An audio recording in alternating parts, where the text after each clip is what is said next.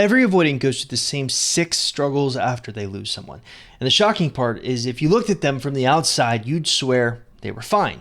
They still post the same, they still joke with friends, they still carry this unbothered energy. But beneath that calm surface, there's a hidden pattern.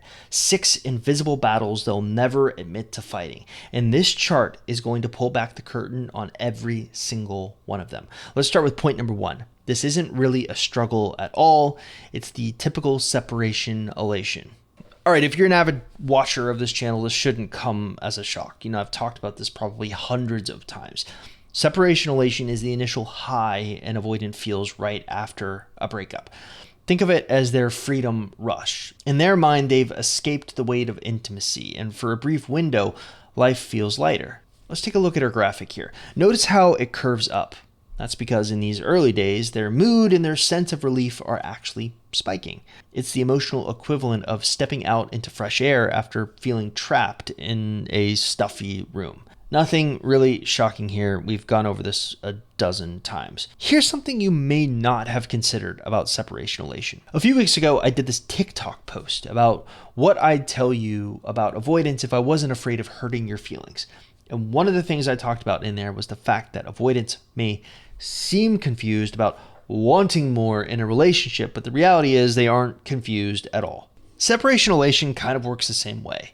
And from the outside, it can look like they're torn, like they're wrestling with whether to stay or go. But just like the wanting more, there's usually far less confusion than you think. The truth is, for many avoidants, the high actually starts before the breakup happens. Once they've decided they're going to leave, they mentally check out and they start daydreaming about their freedom days. So by the time the relationship officially ends, they've already been living in that elation phase for weeks or even months in their head. That's why it can look so effortless for them to move on at first. They've been rehearsing it in secret long before you knew it was coming. Of course, there is a universal law to the world, isn't there?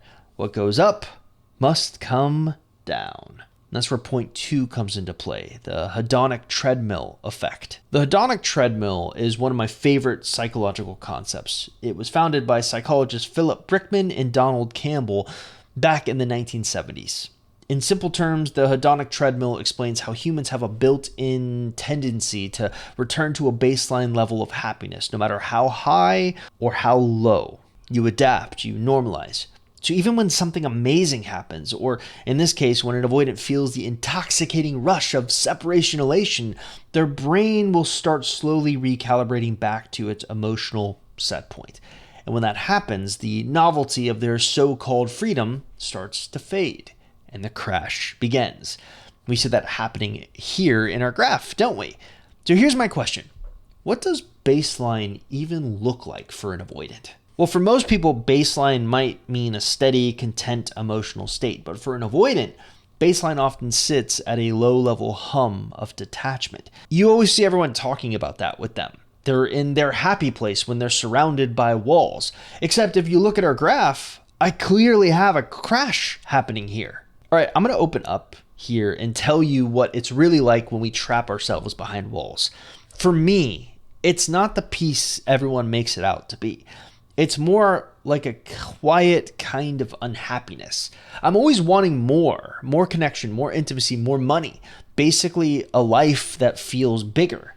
But at the same time, my mind is constantly running worst case scenarios on a loop. I catastrophize everything. If I let them in, they're going to hurt me. If I get close, I'm going to lose myself. If I need someone, I'll regret it. If I take this risk, I'm going to lose all my money. So I convince myself it's safer to keep the doors locked. The irony is those same walls that keep people out also keep me stuck with the very emptiness I'm trying to avoid. That's what a return to normal is like for an avoidant. Of course, our downward spiral is going to continue with point number 3, the Wegner rebound effect. Here's a fun story. Back in the late 1980s, social psychologist Daniel Wegner ran a pretty famous experiment at Harvard. He sat participants down and gave them one simple instruction. For the next 5 minutes, don't think about a white bear. Every time the thought popped up, they had to ring a bell. You can probably guess what happened. The more they tried not to think about the white bear, the more it crashed into their mind. Bells rang constantly. Wegner called this the rebound effect, the brain's tendency to bring a thought back stronger and more intrusive the harder you try to suppress it. Let's revisit my confession about point 2 of our little graph. Remember, I came up with all of these catastrophizing thoughts, locked behind the walls of my own making. If I let them in, they're going to hurt me. If I get too close, I'm going to lose myself. If I need someone, I'm going to regret it. Here's where it gets ironic. Those same walls I built to keep me safe, they also turn you into the white bear in my mind. Avoidants spend months after a breakup trying not to think about you, telling themselves that they've moved on, distracting themselves with anything else. But the harder they push those thoughts down, the more vivid and intrusive they become. A song, a random street corner, even just seeing someone with your hairstyle is enough to send the memory come crashing back in, louder than before. But here's the aspect of the white bear that I don't see people talking about. There's always like this assumption baked into this whole rebound effect, and it's an important one. You're not blowing up their phone. You're not begging for them back. You're not giving them fresh material to resent or fresh reasons to reinforce why they left. That means the white bear they keep trying not to think about is entirely self-generated. It's just them behind their own walls, replaying old memories and emotions without any new input from you. Here's the thing. If those memories are mostly tied to negative feelings of conflict, stress, and guilt, the rebound effect can actually work in the reverse, making them push you further away. You didn't think of that, did you? This might actually explain why some avoidants never circle back. For them, every time your name pops up in their head, it's tangled with tension or regret. So instead of curiosity pulling them closer, the rebound effect just keeps reactivating the emotional reasons they left, reinforcing the walls they've already built. That context matters, because if you want those mental white bear moments to pull someone toward you instead of pushing them away, you need a strategy that actually works in the real world on avoidance. Now, one of my favorite examples is Annika. One of our community members responded to a question about whether people ever lose hope. She said, "My battle buddy dated her avoidant for under a year. He left her, and she got him back a few months later. They're now engaged and planning a wedding. There's always hope." So that's what happens when you stop guessing and you start following the plan I teach inside the Seiter Super Offer. You basically get everything I've ever created. Lifetime access to the community, all of my programs, weekly live stream coaching with me or my team, guest expert trainings, and a battle buddy to keep you accountable and supportive. And right now, because you're watching this on YouTube, you can get it all for 50% off, but only through the link in the description. All right, where were we?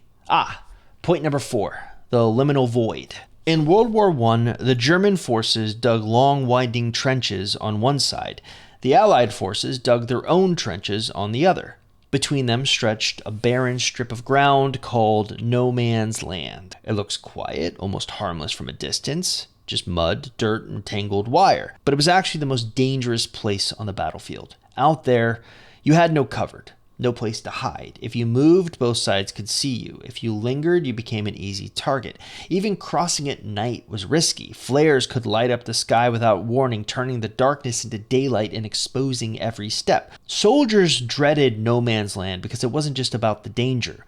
It was about the feeling of being completely exposed, with nowhere safe to go. And here's where the liminal void comes into play. The liminal void is a transitional psychological state where a person has left one role, identity, or life stage, but hasn't yet entered the next. It's marked by uncertainty, instability, and a lack of clear direction. Think of it like no man's land, between the past and the future where nothing feels fully solid. Avoidants are truly alone in the liminal void because, remember, they've locked themselves behind walls. They refuse to seek help. They don't lean on friends for comfort. They won't talk openly about what they're feeling. And if you really think about it, most of our roles and identities are shaped by things outside of us. A parent's identity can be anchored by raising their kids. A student's identity can be tied to their school. An athlete's identity can be defined by their team. When those external anchors are gone, there's often nothing left to stand on. For the avoidant, the role of partner may have quietly defined more of their life than they'd like to admit. Once it's gone and they refuse to replace it with connection or support, they're left drifting in that empty space. Just them, their thoughts, and the walls they've built to keep everyone else out. Which leads us to the ultimate decline. Point number 5, the cognitive dissonance spiral. I've talked a lot recently about cognitive dissonance. For those people who don't know, it's defined as the mental discomfort you feel when your actions and your beliefs don't line up. It's that tug of war in your head when what you're doing clashes with the story you tell yourself about who you are and what you want. After the liminal void sets in, avoidants need to calm that tension by proving to themselves that leaving was the right choice. And they're going to do this by rewriting their past, but it won't be with these big, obvious rewrites. It'll be more subtle. Your flaws get exaggerated. The good moments shrink in importance. Your disagreements get remembered. Your quirks start getting reframed as annoyances. It's a way to make the story in their head match the choice they made. But it doesn't always work. After all, we as human beings are imperfect. So every time a positive memory ends up slipping through, one that doesn't fit the rewrite, the mental tension spikes. It's like a crack in the wall they've built. So what unfolds is this absolutely brutal cycle. Memory, rewrite, suppression, distraction.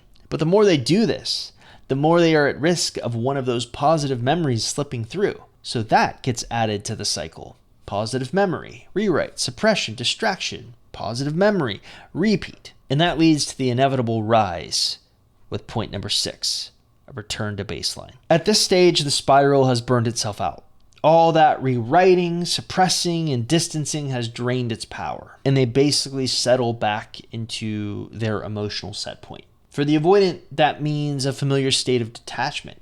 And once they're here, one of 3 things is going to happen. They're going to circle back to an ex, they're going to start something new with someone else, or they're going to dig in deeper behind the walls. 2 of those 3 choices, circling back to an ex and starting something new, essentially reset the whole graph. It kicks them right back to the top, where separation elation takes over again and the cycle starts fresh. But that 3rd choice, digging in deeper behind the walls, that's the one that spells real despair. It means there's no new connections, no fresh spark, no outside anchor to shift their emotional state, just more of the same detachment stretched out over time. I want you to take a look at our graph again, specifically the points. I love this visualization because it lays out the internal roller coaster they're riding. From the outside, most people think avoidants don't feel anything at all. But inside, look at the crazy ride they're enduring. They get the rush of the separation elation. They crash hard into the void. They spin themselves dizzy in the cognitive dissonance spiral. It's all happening just behind the calm, unbothered surface they showed to the world. I want to make one thing clear. I'm not defending how an avoidant has treated you. I'm trying to help you understand why they treated you poorly. Yes, they need therapy. Yes, they need to take responsibility for the hurt that they've caused and do the work to change the patterns that keep them stuck. Yes, they need to face the fears they've spent years avoiding and learn how to let people in without seeing it as a threat. The truth is, an avoidant's life is a loop they don't even realize they're running. They get highs that feel like freedom, crashes they try to ignore, and walls that promise safety but deliver isolation. And while they can keep spinning on that wheel for years, nothing changes until they're willing to step off of it, to face the discomfort instead of rewriting it, to sit in the liminal void long enough to grow from it. Until then, that cycle is probably going to keep turning, or if you're going to step off the ride yourself.